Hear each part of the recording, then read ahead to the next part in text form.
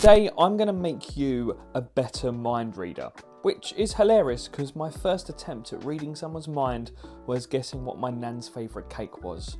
I said chocolate fudge, she said carrot. We haven't spoken since. Hello everyone, my name is Chase and I am a mentalist magician, and on this channel we discuss magic theory, I teach tutorials and I even perform every so often. Anywho, if you've ever done a peek, a psychological force or a progressive anagram and then just blurted out the information you've just found out like you're at a pub quiz, then you're doing it wrong, and I'm here to help. In today's video, I'm going to be teaching you how to make your mind reading more believable. And no, I'm not going to be going into how to gather the information for your readings. There's loads of videos on my channel for that, so binge watch those after this one. But I'm going to be telling you how to show off and reveal that information to make you look like an actual mind reader. That's the magical sauce that you're probably missing out. First tip is don't reveal the information straight away. If you get that information and then you blurt out, "It's a pineapple," then congratulations, you've just revealed the method. You've killed the suspense and you've literally just written a confession note to every skeptical spectator in the room. Instead, create a time difference between the moment you get that information to the moment you reveal it. And the further apart those two things are, the more impossible it feels. If there's a big gap, people won't be able to backtrack and go, that's when you got that information, because essentially there won't be any of that at all. Look, I'll be honest, one of the things that I do, and I implore a lot of mind readers to do, is get the reveal, then perform a completely unrelated trick. Maybe something that is surefire and you're, just testing your mind reading skills once you've got that reveal. Then you do that unrelating trick which you know will work, and then you go into that reveal afterwards. So, for example, I pick someone's favourite possession, right? I get them to write it down on a billet or a business card or whatever I'm using. They write it down, I get the peak. Now what I do with that peak, I'll now use that billet or that piece of paper or whatever they're using for a completely separate trick. Or if we're in a group, although I'll go, please keep on to that information, I'll get to it in a second, I just need to warm up. Go to somebody else, perform a completely unrelated trick, get a massive reaction, maybe do this a bit more, create that massive time difference, then go back to that person who wrote down what their favourite item was and go, back to you, think of that item, and then you reveal it. Because then, by that point, they've completely forgotten if you're doing, one of those classic peaks when you have to hold it and you can see the information. That moment, which takes 2 seconds, was about 5-10 minutes ago. So that's probably completely forgotten in their minds. By the way, if you're after some sneaky and quite simple tricks that you want to go out and perform after watching this video, then I've got a couple that I've brought out myself. They're made for mentalists like us. I would say the top 2 projects that you're probably going to be looking for is the Black Mirror Peak and Off-Peak Travel. That one in particular goes into the time distance which we've spoken about in this video so far.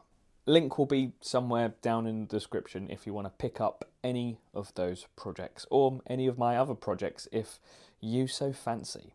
Anyway, back to the rest of the video. When I do finally reveal the reveal, is that the way to put it? I don't just blurt it out like an overexcited game show contestant. I like to beat around the bush, but not in a frustrating way, just more in a way that looks like real thought reading. So say the personal item that they wrote down and I've got the information now, so I know what they've written down is ring.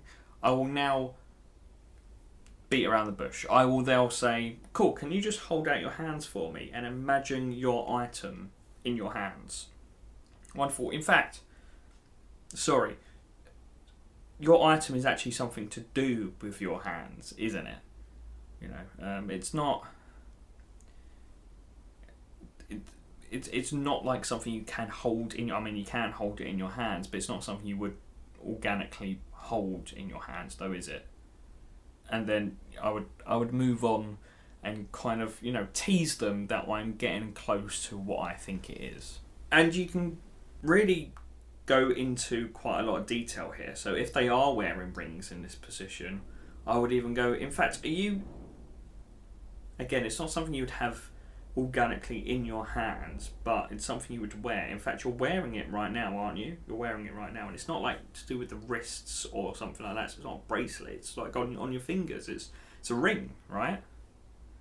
And if they're not wearing a ring, that makes it even more simpler, because I can go, it's something to do with your hands. It's not something you'd organically hold in your hands, but it is something to do with the hands, and it's not something you'd wear. In fact, you're not wearing it right now, are you? But it's something to do with the hands. What would it be? Is it like it's not a bracelet? I'm not getting bracelet. It's like a ring, isn't it? Right? Again, you're just beating around the bush, and you know, my thought process is, okay, I'm not 100% getting what it is. I don't know it's a ring, even though I do. My thought process is, cool, I've got the hit that it's in the hands. I know it's associated with the hands. So what things are associated with your hands? I now know that it's not something you organically put in your hands, so it must be something that you wear. It could be a bracelet, it could be a ring. So it's going to be one of those two things, but because I know it's a ring, I can then go, yes, it's a ring, isn't it? You know, it's beating around the bush, it's teasing them, and it's not just jumping ahead. Okay, here's some extra tips that should help you out a little bit more. Miss slightly before hitting, because when you correctly guess what that person's thinking, it makes that even more impossible. Use their reactions. Their micro expressions will reveal quite a lot to you, and you've got no stress if you don't really understand micro expressions or body language techniques, because at the end of the day, you know what that peak is, you know what the information is, so you can play around with it. You're in that kind of limbo position where you can just have fun. And this is where I talk about doing the misses, because it doesn't really matter. You can play it off as, I'm not really getting it, or they're quite hard to read. It's something to do with this, but it's not. And again, it kind of adds a bit more to that time delay as well. Another tip is to breathe and pause. I'm quite guilty of this, in that when I'm performing, I talk a lot, and I think it's just a bit nervousness, and it's something that I'm working on, and it's something that I think most magicians should work on, just breathing and pausing. Taking that moment where you can just look at the person you're reading and being silent, just staring at them and going, think of the object.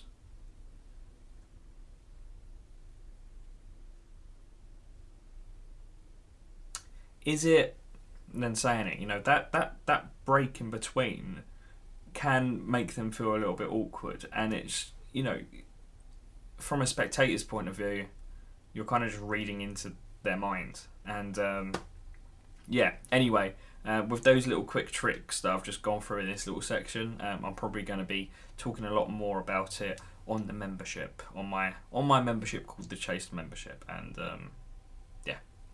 so that's how you make your mind reading feel more real. Time delays, layering, and just a hint of cheeky theatre. Remember, you're not just revealing information, you're telling a story, and you are the mysterious and quite attractive wizard person, or, well, in my case, someone who owes my nan an apology for some carrot cake. If you enjoyed this video, like and subscribe and do all those things you're supposed to do on YouTube. And if you want to see how you can actually get some peaks and get some revelations, then check out other videos on my channel. There's loads all over my channel. So go check those out. Otherwise, you're just going to be standing there mind reading, and you're going to be like, yeah, I need to reveal something to you, but I can't actually read your mind because I don't have the information. You know, you're kind of missing out the key thing with mind reading without them. So check out those videos. Thank you all so much for watching, and I shall see you in the next video. Goodbye.